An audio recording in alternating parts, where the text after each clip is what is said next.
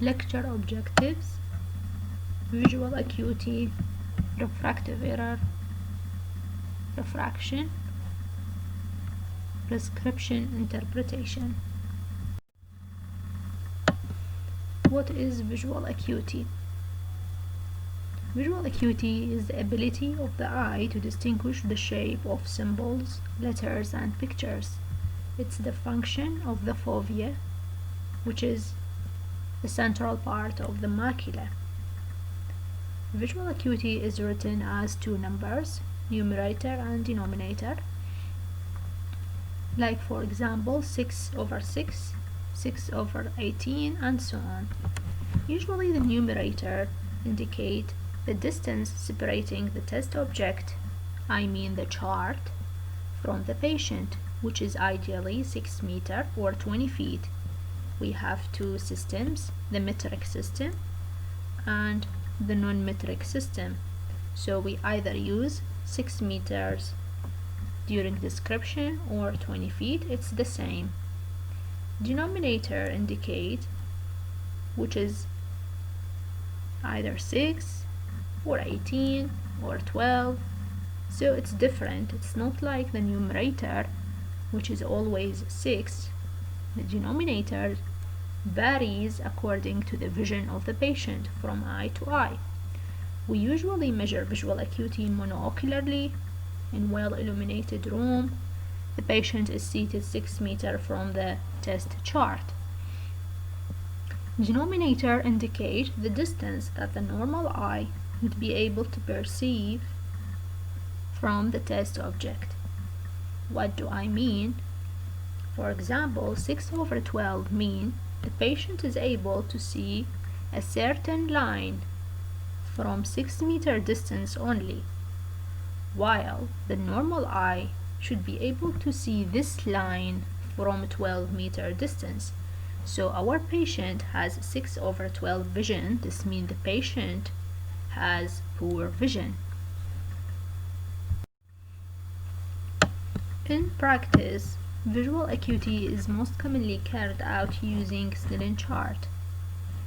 It's a special chart using black letters or symbols.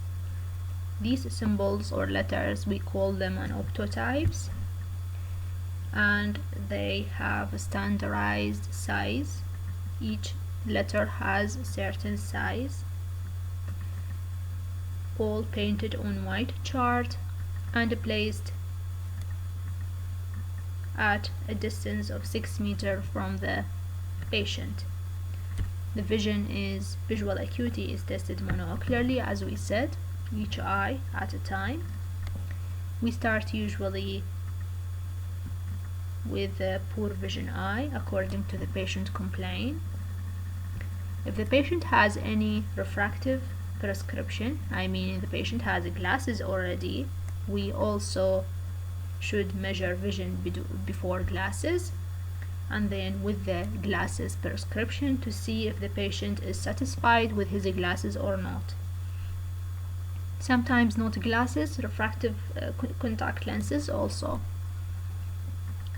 Unaided vision can be recorded, I mean with unaided vision, without glasses, without contact lenses, and then the patient wears his or her glasses and we measure the vision, which we call it the best corrected visual acuity. When the patient uses his own glasses or contact lenses, we call the visual acuity as the best corrected visual acuity.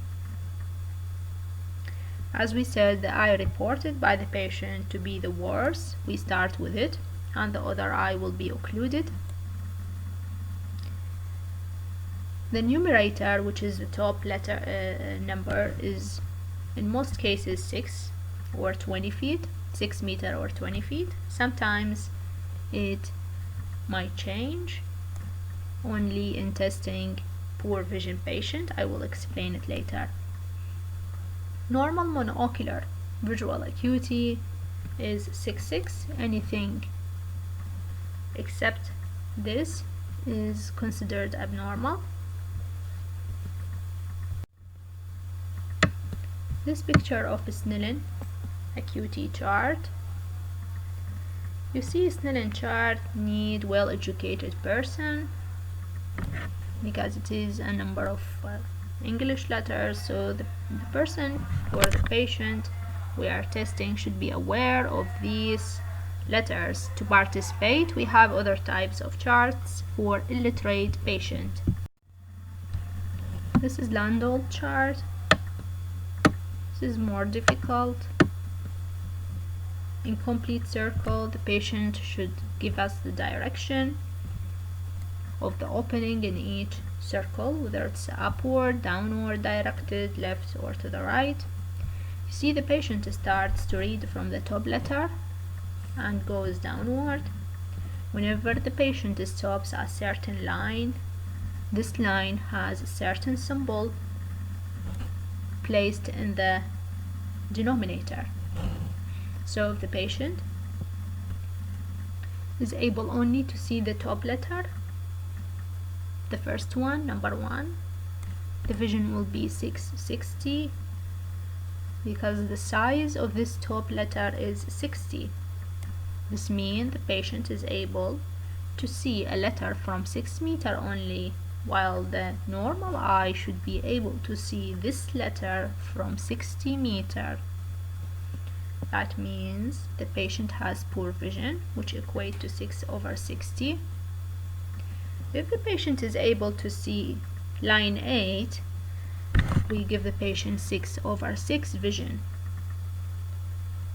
because this is the smallest print that the normal patient should be able to see.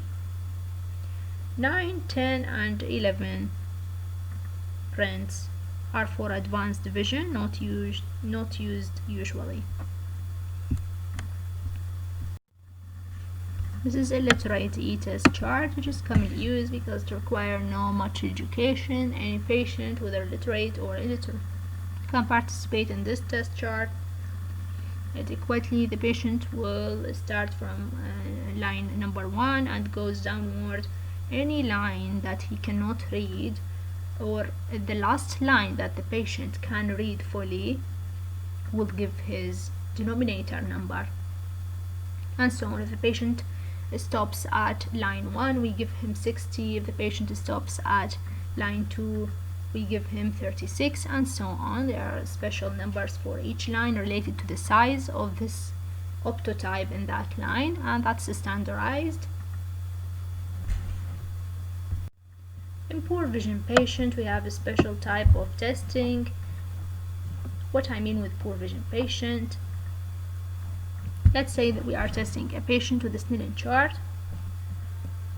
The first line, the biggest letter, the patient is not able to see from 6 meters. I ask him about the biggest letter, which is line number 1, size 60, and the patient is not able to see it from 6 meters. What we will do next, we will take the patient closer to the test chart meter by meter. It was 6 meters. Then we will bring the patient 5 meters close to the chart, then 4 meters, 3 meters, 2 meters, and 1 meter. And at each time we will ask about the first biggest test optotype, the biggest letter. Whenever the patient will be able to see it, now we will change the numerator number to the new distance between the patient and the test chart. Like, let's say the patient is able to see the biggest letter from 4 meters. Now our notation will be 4/60, and so on. If the patient from distance 1 meter to the test chart is not able to see the biggest letter, what we will do, we will shift to another type of testing, which is counting finger. We'll ask the patient to tell us the number of their finger, the number of finger I'm floating in the ear, 1, 2, 3 accordingly. If the patient is not able to see and tell the number of letters, the number of fingers, we go for hand motion, just barely, if there is any movement in my hand in front of the patient eye, which is done just in front of the patient. If the patient is not able to perceive any hand motion, then we go for perception of light. whether there is light or no light. If there is no light, we can consider the patient blind. We should know if poor vision is due solely to media opacity. Let's say media opacity, like cornea is not clear, there is cataract obscuring the lens clarity. The patient still can see light. This is very important. So even with media opacity, the patient, the retina, is very sensitive for any light directed on the eye. That's why a blind eye is an eye with no perception of light.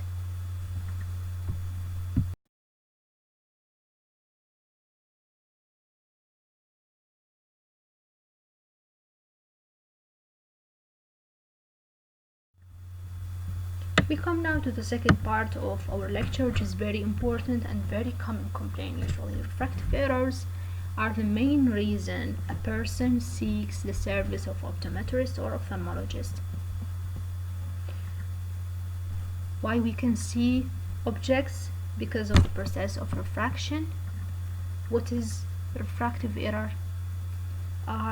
Refractive errors are optical imperfections and the refractive elements of the eye, which is the cornea, the lens. This optical imperfection prevents the eye from properly focusing light. So we can see, because there is a proper refraction and proper focusing of light on the retina. Whenever this is disturbed, the eye is not able to focus light on the retina. That means we have refractive error, which results in blurred vision.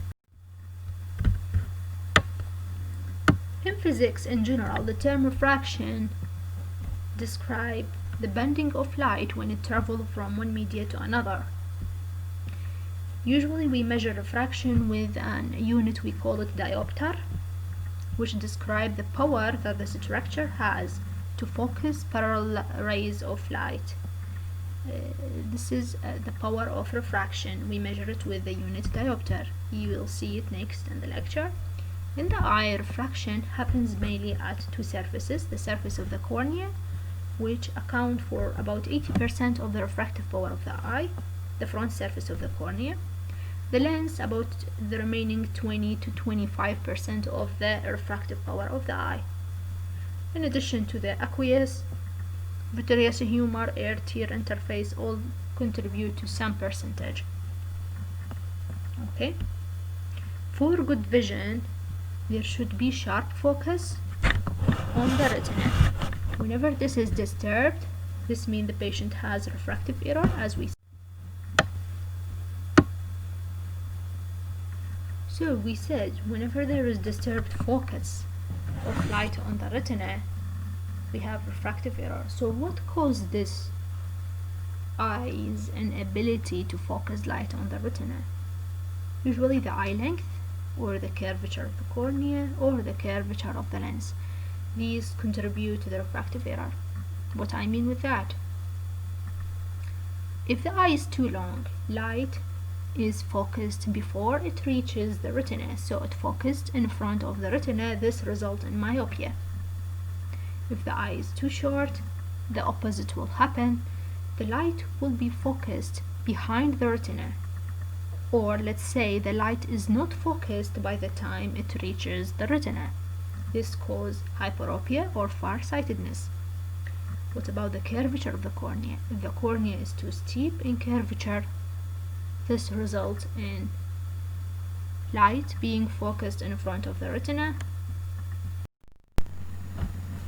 So when I said increased curvature of the cornea result in increase in the focusing power of the eye, so the image will be focused, or the light will be focused in front of the retina, because the eye now is with greater refractive focusing power, while flatter cornea will give the opposite. The eye focusing power is reduced and the image will be focused behind the retina. This will result in hyperopia. So, as a summary, curvature of the cornea When there is increase in the curvature, this will result in myopia. This happens in keratoconus condition. When there is decrease in the curvature of the cornea, result in hyperopia. When there is irregularity in the curvature of the cornea, this results in astigmatism. Some parts of the cornea will focus light in front of the retina, other part of the cornea will focus the light behind the retina, and so on. So this is astigmatism. That's the importance of the curvature of the cornea. What about the curvature of the lens? It's the same and similar to the changes in curvature of the cornea, either steeper, flatter, or irregular. Okay, so the eye length, curvature of the cornea, curvature of the lens, these are the sources of refractive error in the eye.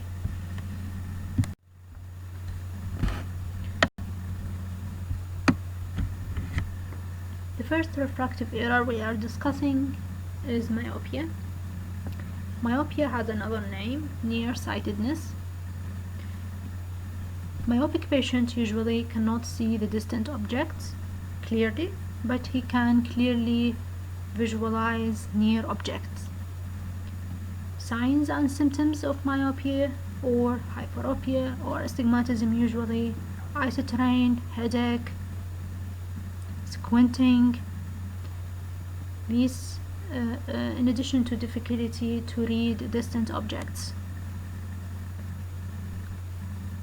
Sometimes myopia is familial, sometimes sporadic. You see certain families, most their members are with some myopic refractive error. Sometimes there is systemic association for myopia in premature children, in Marfan syndrome, in Stickler syndrome, or Ehlers-Danlos syndrome. These are the systemic associations of myopia. Usually myopia associated either with too long eyeball. The eyeball is too long so that the light will be focused in front of the retina, or too steep cornea or too steep lens. These are the probable sources of myopia within the eye. The stability of myopia is very important. Most patients ask you this question. Usually, in most cases, it stabilizes in early adulthood. So from 15, let's say, to 22 years old, around 18. But sometimes it continues to progress with age. In this type of myopia, we call it pathological myopia, where the eyeball continues to grow beyond adulthood, and this results in a progressive weakening of vision and sequential refraction. Patient every 3 or 4 months comes to you saying that his or her glasses are not adequate anymore. You do refraction, you measure the refractive error, and you see there is increase in the myopic degree. Pathological myopia, usually we refer by this word to certain type of myopia where the refractive error is more than 6 diopter.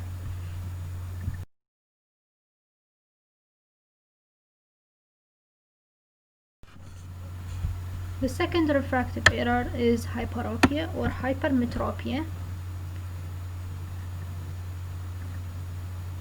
Usually the patients with hyperopia complain inability to do near work or to read, so they have poor near vision and good distance vision. They see very well regarding distance objects, but they have difficulty regarding any near task. In addition to this, they might complain of eye strain, headache, squinting when reading or performing close workup. Hyperopia occurs when light rays entering the eye focus behind the retina and not on the retina. Or let's say when the light rays reach the retina, they are not yet focused. This usually happens when the eye is of short axial length, or when the cornea or the lens are has a flatter curvature than normal. So microphthalmia, where the eye is congenitally with a short axial length, usually hyperopic eye, congenital cataract, retinitis pigmentosa, and something I gave you in cataract lecture, aphakia. Aphakic patients are usually hyperopic, strongly hyperopic. Because in aphakia we are losing the lens. The lens contributes to part of the refractive power of the eye, so the eye will be refractively weak. This results in hyperopia.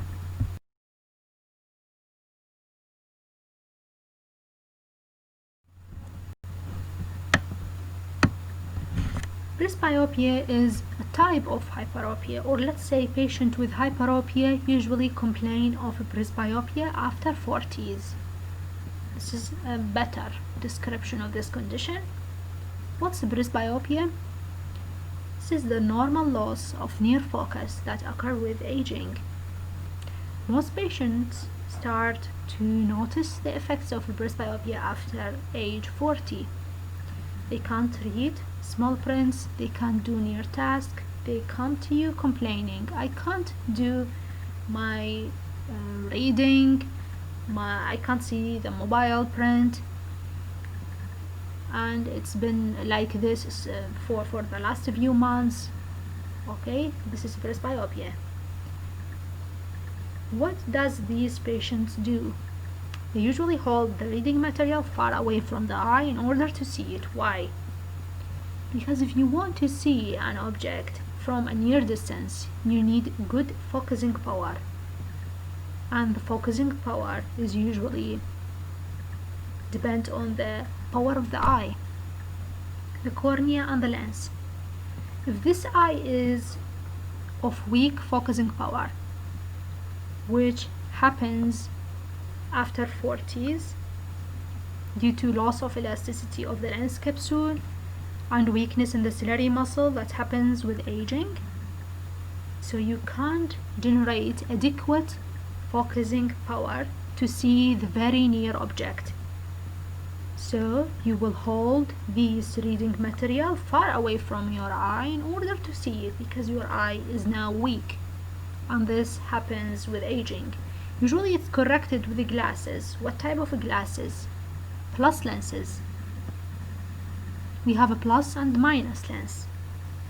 Plus lenses are the convex lens, and minus lenses are the concave lens. I mean with the plus that the lens will add some power to the eye, so we use the plus lenses for hyperopia, for presbyopia, while minus lenses usually take some power from the eye. We use it for myopic patient. So in presbyopia, where the eye is already with deficient power, refractive power, we will use the plus lenses, which is convex lenses. This is very important.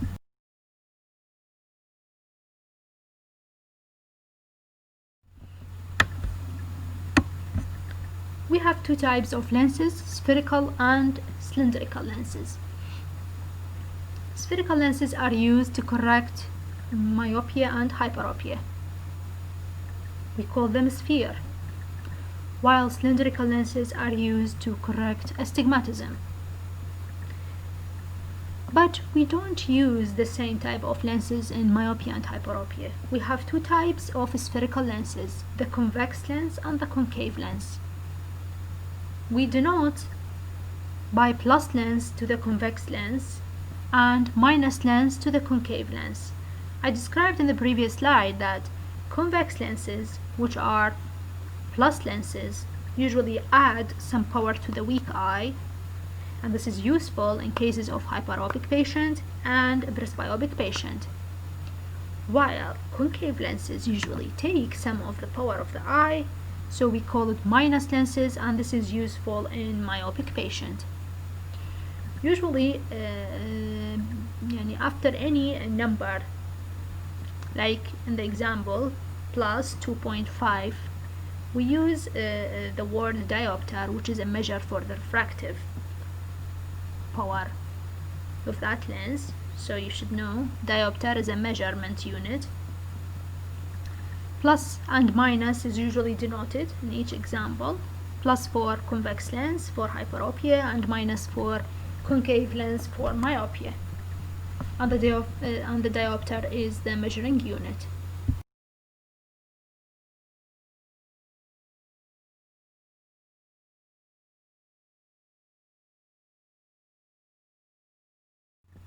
The third refractive error commonly encountered is astigmatism. Astigmatism is a common problem where light fails to come to a common single focus on the retina to produce clear vision. So there will be multiple focus points, some in front of the retina, some behind the retina, some on the retina, according to the types of astigmatism. Okay, astigmatism so result in blurred vision at all directions, at all blurred vision in the far, blurred vision in the near, and so on. So it results in distorted vision at all distances. In addition to the usual complaint of any refractive error, eye strain, headache, and especially after reading for prolonged time. The causes of astigmatism is usually irregular shaped cornea or irregular shaped lens, which result in multiple focus points. The cornea is not a complete sphere, so since birth it has some degree of irregularity.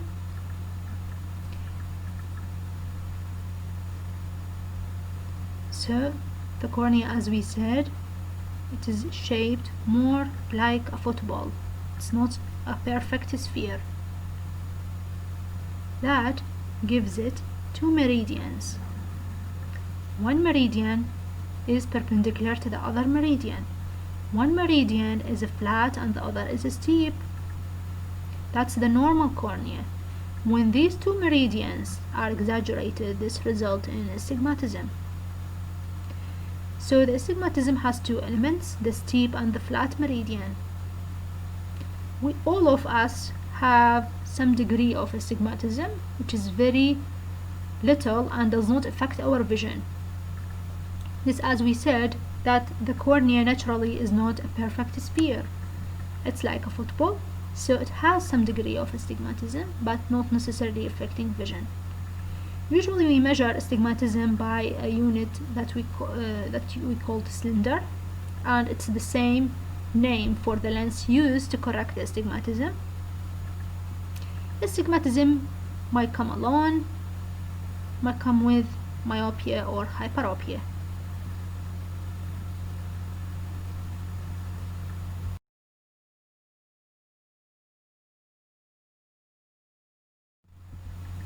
We have 5 types of astigmatism. It's very important and it's a common question in exam.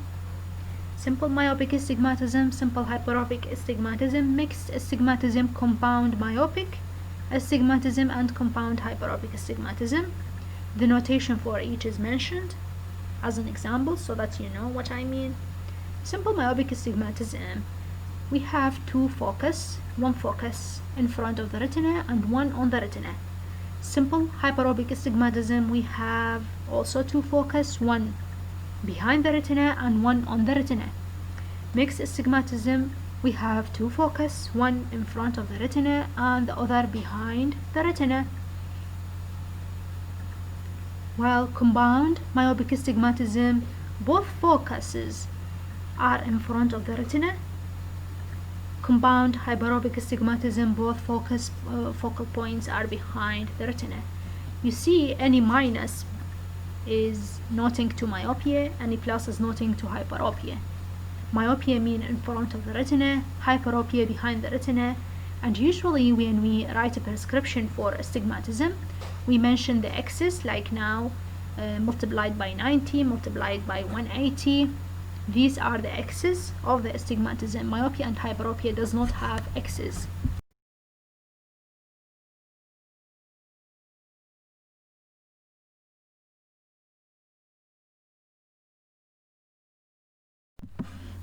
We mentioned in the previous slides that the importance of visual acuity, and then we described short notes about each refractive error and how we correct them.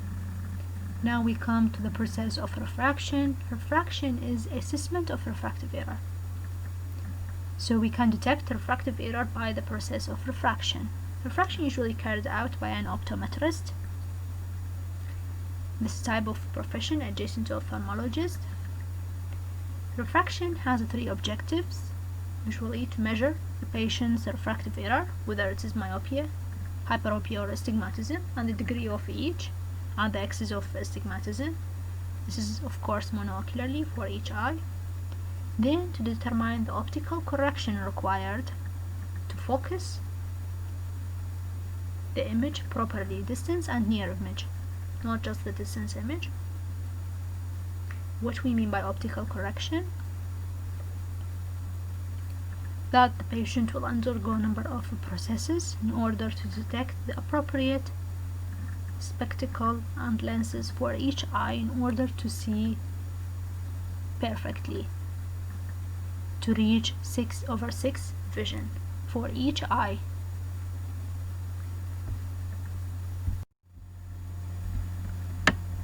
Component of refraction is objective refraction and subjective refraction and binocular balancing. You should focus on the difference between objective and subjective. Objective, this means we does not require any input from the patient. The patient is not needed to speak or interact. The patient usually only focus on certain distance and remain calm during the process of objective refraction. Objective refractions can be done by a retinoscope or by autorefractometer machine. Both of them are used. Any of them is quite enough. We use it to determine the degree and the type of refractive error the patient have. What about subjective refraction?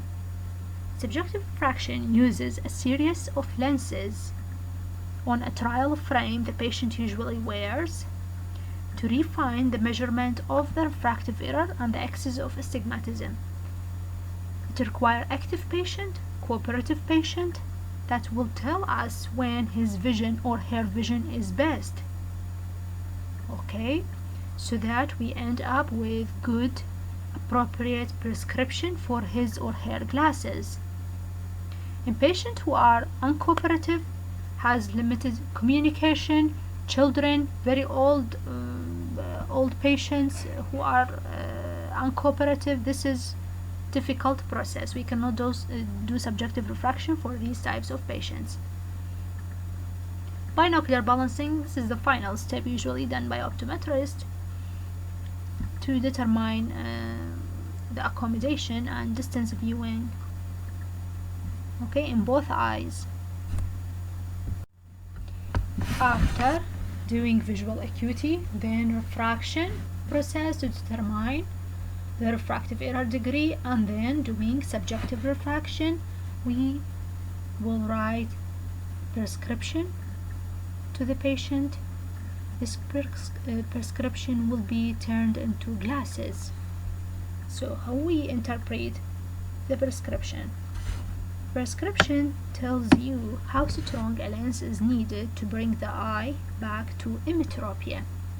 Emmetropia with the letter E mean no refractive error, while emmetropia means eye with refractive error. So prescription will make you, while you wear them, emmetropic. But if you remove the glasses, you will return to your original refractive error. The larger the numbers included in the prescription, this means the stronger the lens required and the greater the refractive error. The format usually, there is an example for the format. Let's see this example. Minus 1.25 slash minus 1 multiplied by x is 180. This is combined myopic astigmatism. the patient has some degree of myopia, which is minus 1.25, and has some degree of astigmatism, which is minus 1. On the x-axis 180. This is how we interpret the prescription. We use in this patient spherical lens for the myopia and cylindrical lens for astigmatism.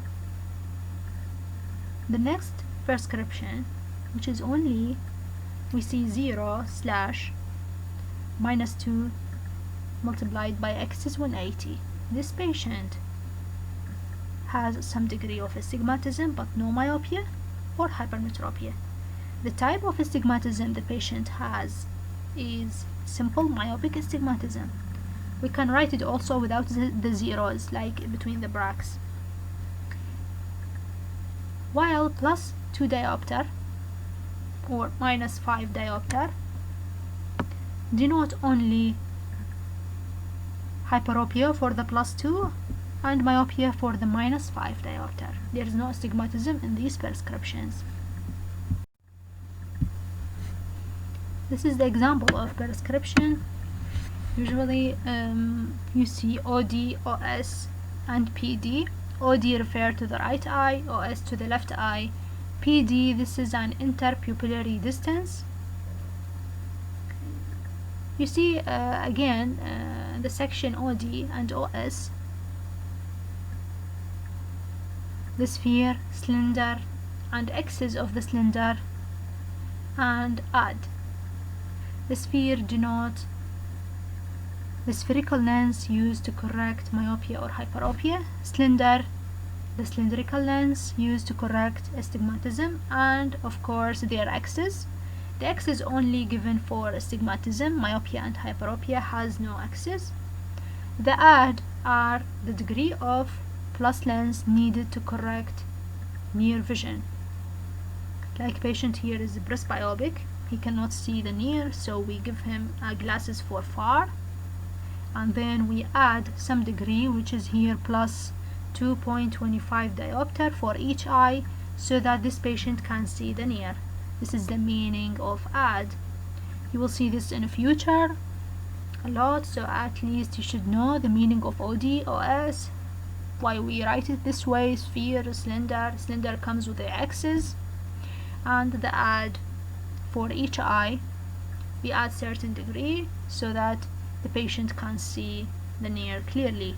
Pupillary distance is something related to the space between both the pupils. This is measured by the instrument, by certain instrument, and useful in the making of glasses. Thank you.